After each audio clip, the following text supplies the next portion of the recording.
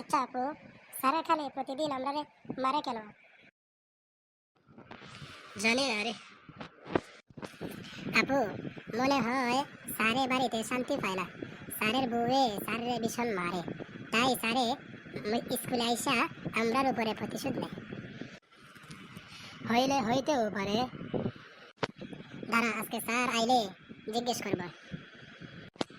ওই যে স্যার আইছে, আয় জিজ্ঞেস করি।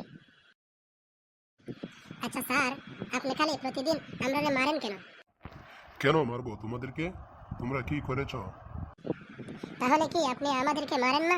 বুঝছি স্যার, বাড়িতে আপনি শান্তি পান না, আপনার বউয়ে আপনারে ভীষণ মারে, তাই আপনি আইসা আমাদের উপরে জাল মেটান, ঠিক না তা স্যার?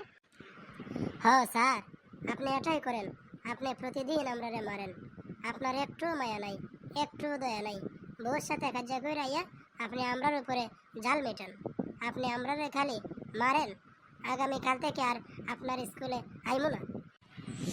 শুনুন, আপনাদেরকে বলছি, বাচ্চাদেরকে অন্যায়ভাবে মারবেন না, কারণ প্রতিটা বেত্রাঘাতের হিসাব আপনাদেরকে আল্লাহ তাআলার দরবারে দিতে হবে।